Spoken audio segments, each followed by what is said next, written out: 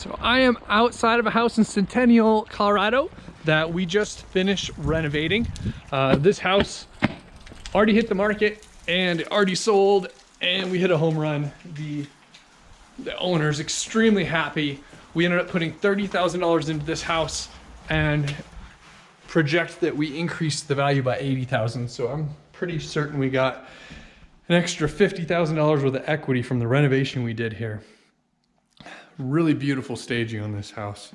So I'm going to point out what we did so you kind of know what $30,000 gets you. So this is old railing, just painted it white. It was the old oak color.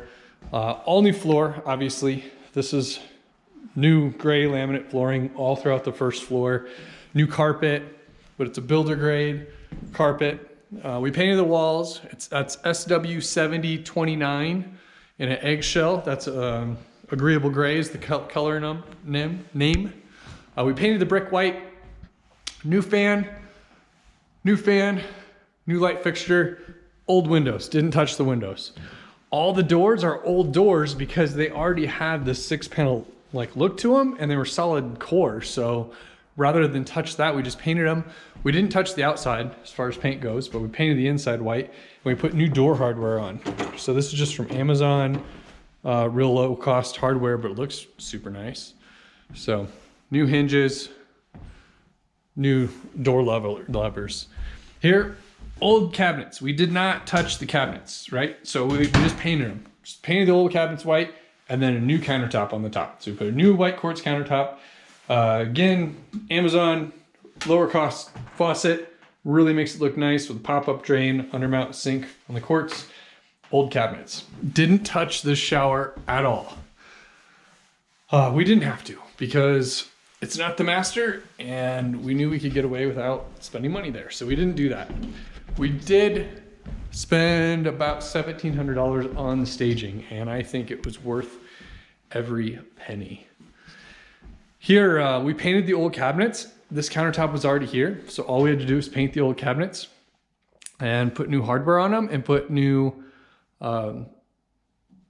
appliances. So new stove, microwave, dishwasher, and refrigerator there. All new light fixtures throughout the whole house. Got those off of Amazon too. And that's kind of it here. We didn't touch the basement. It was unfinished.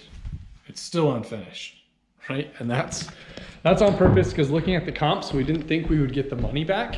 Just didn't seem like the cost to actually finish that off was gonna get us more than that cost back on the back end price. And based on how this ended up, I still feel that was the right move.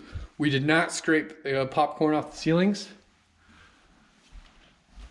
So the end buyer is actually asking us to do that, but they are paying considerably more money to have it done. So in hindsight, I think I'm still happy that we didn't do it, right? Because we got the final numbers are where they need to be, and now that can be done after the fact. I still stand behind not scraping the popcorn ceilings. Plus there's asbestos in the popcorn ceilings, so to do that right and follow all the rules is extremely expensive, especially with high ceilings like this. That's lots of scaffolding. It's going to be a very expensive process. So for this house, that wouldn't have been worth it. I'm glad we didn't do it. We will do it now, and the end buyer is going to pay for a company to come in and do it. Here, brand new vanity. We did spend the money for a new, we didn't paint the old vanity here. We put brand new in because it's the master. I think it turned out great. That's actually the old mirror. So it has the gold around it, but having some gold fixtures is kind of back in trend. So this was like an old enough house that came full around again. So rather than spend the money on a new mirror or get, like framed mirrors to go in, we just put the old back up, and it looks incredible. I love how that worked out. You can get away with a mixture of gold and brushed chrome, brushed nickel, or gold and black fixtures because it's on trend again. So that's what we did there.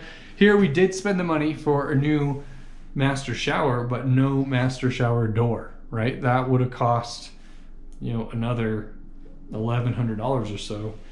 Between just the mirror and the door, that was like $2,000 we didn't spend. and it didn't hurt us at all on the back end.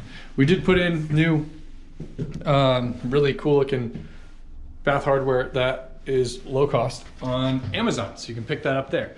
All in, it costs $30,000 to do these renovations, and I am convinced that it brought us at least an extra $80,000 more on the back end sales price. The feel that you get when you walk in this house screams new and modern and commands a premium cost. So that's where we're at with this property. We'll see you in the next one. Thanks for watching.